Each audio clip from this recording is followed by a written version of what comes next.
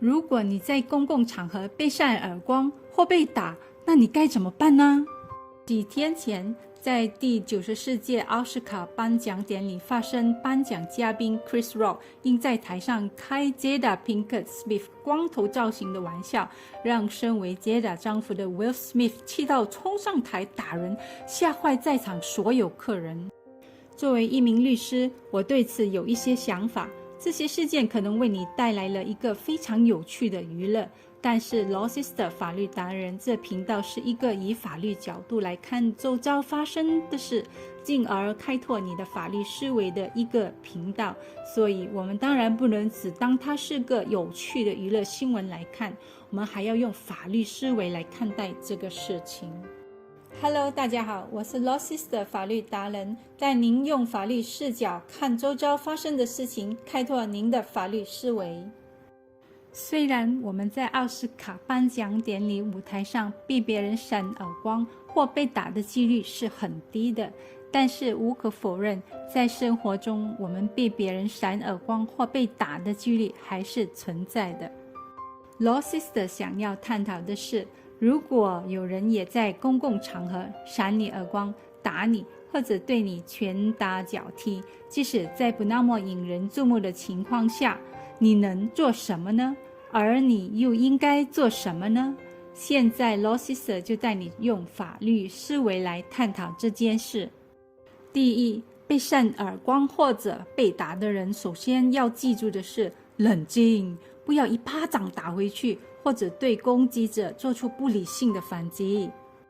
假设你不是第一个打出第一巴掌或者是第一拳的人，最好不要报复性地也一拳或者一巴掌的打回去，除非你的人身安全进一步的受到了威胁。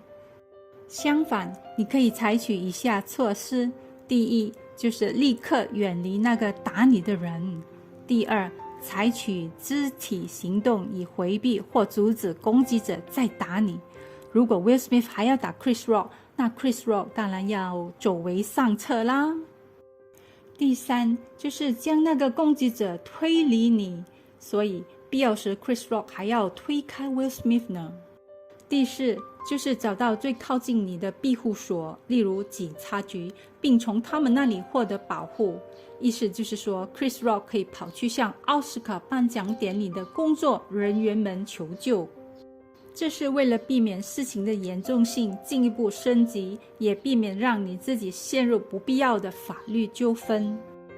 虽然马来西亚的法律将根据刑法第96至106条文会为你提供自卫权，但根据每个案件的具体情况，仍然有一些例外的情况还处于灰色地带。在这些备受争议的灰色地带里，例如你不能对你的攻击者造成不必要的伤害，否则你的自卫权可能会被撤回，并且可能导致你会被指控。所以如果你有机会联系警方，应该在第一时间求救和避免对你的攻击者造成不必要的伤害。那么你可能会问，在什么样的情况下你会丧失自卫权呢？我们来看一下马来西亚刑法第99条文的部分条文。就是第一，在当你有时间诉诸公共当局保护的情况下，自卫的权利是不成立的。另外，自卫权在任何情况下都不得延伸至因为自卫而造成对攻击者的伤害超过自卫者必要的伤害。另一方面，如果你是第一个出手的人，那么这里所提到的建议也适用于你。即使你是因为被激怒而首先出手的，也适用。所以这里提到的建议对于 Chris Rock 和 Will Smith 一样适用。第二步就是你应该留下证据，就是为你的外伤拍下照片，然后再去验伤。虽然被打耳光或许不会有太大的外伤，但是脸上的手印应该是明显可见的，那就拍个照片留个证据吧。接下来你需要找个医生验伤，拿一个报告，因为被扇耳光会造成内伤的可能性也不能忽略。你还有可能会伤到耳膜、下巴移位、脱臼等或其他的后遗症，还是去验一下伤，比较安全吧。第3步，你应该向警方报案，无论你是否打算追究，你应该向警方报案，以免遭到对方2人先告状，以免2人先向警方报案，诬告你打他呢。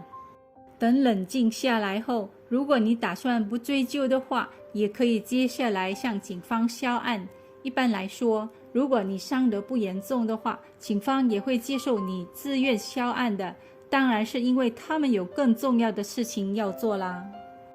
但是问题是，如果你打算追究的话呢，那你可以采取2种行动，就是刑事诉讼或者是民事诉讼。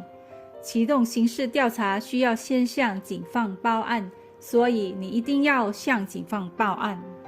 报案后，警方就可以开始调查此事啦，并根据调查结果对打你耳光的人提出刑事指控。这意味着打脸者将根据相关法律受到指控，如果被判有罪的话，将根据这些法律受到惩罚。例如，打你耳光的人可能会因自愿造成你受到伤害，而在刑事法第322条文下被指控。罪名成立的话，根据第323条文，最高可判处1年监禁或罚款2000令吉或2者兼施。那你可能会问，被打耳光而已，又没有受到伤害，那怎么办呢？有趣的是，就算你没有受到伤害，打你耳光的人也可能受到法律的惩罚，所以千万不要因一时冲动而打人，分分钟可能会受到牢狱之苦。就算你没有受伤，打你耳光的人也可能会因为攻击你而在刑事法第351条文下被指控。罪名成立的话，根据第352条文，最高可判刑3个月的监禁或最高1000令吉的罚款或2者兼施。但是很多人都说 Will Smith 是被 Chris Rock 激怒而闪他耳光的。那么 Will Smith 可否辩护说自己是因为被 Chris Rock 嘲笑自己太太的发型，而在暴怒之下才闪 Chris Rock 耳光的，所以不应该承担刑事责任呢？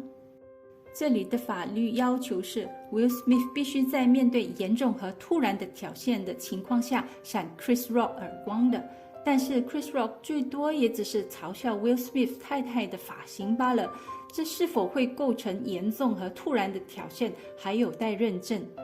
还有 Will Smith 是自己跑上台去闪 Chris Rock 耳光的，这和 Chris Rock 走下台嘲笑 Will Smith 太太的发型而被 Will Smith 立刻闪耳光是有分别的。OK， 就算 Chris Rock 的嘲笑构成严重和突然的挑衅，但是被挑衅或被激怒是不会提供完全的法律免责的，它只能帮助减刑。Chris Rock 还会在刑事法第334条文下被指控，罪名成立的话，最高可判处1个月的监禁或罚款1000令吉或2者兼施。所以我们看到的是，被激怒打人还是要面对最高1个月的监禁和罚款1000令吉或2者兼施。所以大家真的千万别轻易动手打人呀。更有趣的是，在某些情况之下，这个人并不需要真正的打你而被判犯了攻击罪，例如口头威胁加上身体动作，比如一个人说我要闪你耳光和同时伸出手，就可以被视为攻击，而可能会在刑事法第351条文下被指控。但是如果他只是说我会打你，是不行的，口头威胁是不构成攻击的。但是无论警方是否提出控告，警方的报告也将作为书面文件，你可以在下一步行动里利用到警方的报告。第4步，接下来你要决定是否要对打你耳光的人提出民事诉讼。民事诉讼，这意味着你以个人的身份和用自己的钱来对打你耳光的人采取法律行动，要求索赔。如果你打算起诉此人，有2种选择需要考虑。第一，是否在警方调查仍然在进行时起诉此人，还是在警方不起诉时才起诉他作为备用计划呢？这是因为诉讼可能既昂贵又耗时，因为你需要自己聘请律师，并抽出时间参加法律诉讼。在采取民事诉讼之前，你应该先征求律师的意见，这可能是最谨慎的做法了。如果你确实采取了民事诉讼，这将关系到 tort law 侵权法的范围和约束。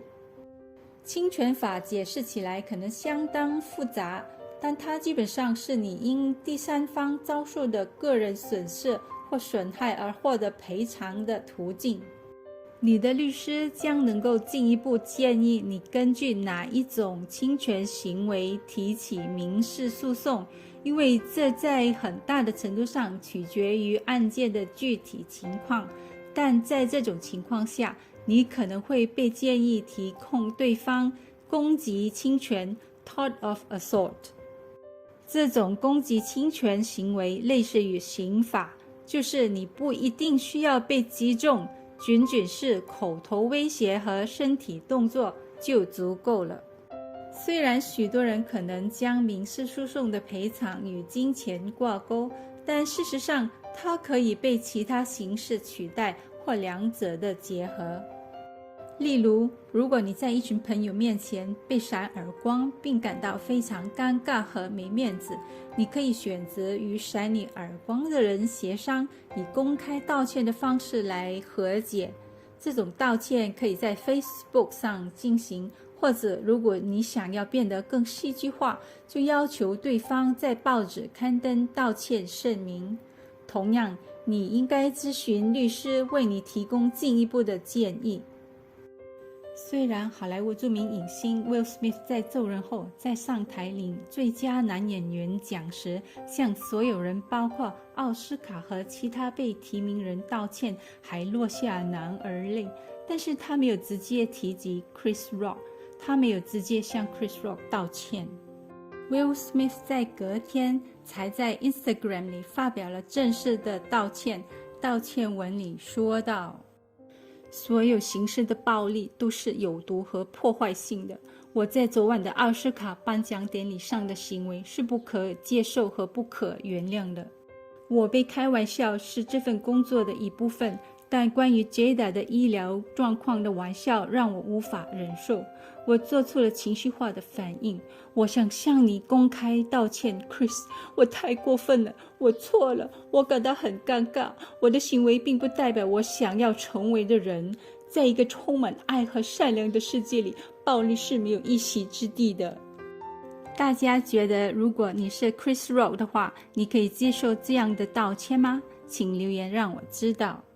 最后第5步，不要忘记证人。无论你决定采取任何一种行动，最好有一个公正的证人来证实你对事件的看法，就是目击证人。请记着，打你耳光的人很可能否认这个事件的发生，或者说是你惹他们打你的。最直接的方法就是获取目击事件发生的人的详细信息，如电话号码和地址等，以便日后他们可以为诉讼或警方调查提供陈述。还有，如果可以找到视频的话，那就更好啦。无论是通过手机或附近有闭路电视的视频录制，也可能会对你有所帮助。所以今天的法律小贴士是，虽然对打你的人或嘲笑你的人进行报复，或也一拳或一巴掌的打回去，可能很诱人很爽，但请不要上钩，因为如果你没有冷静的思考就对攻击你的人做出不理性的反击的话，被扇耳光是一回事，突然发现自己因为不理性的反击而可能触犯了法律，又是另一回事。那你就会被再一次扇耳光了，到时候你可能赔了夫人又折兵。如果大家喜欢这支影片，记得点赞以及点击订阅和打开小铃铛，这样子才不会错过 Law Sister 的下一支影片啦。我们下一支影片见，拜拜。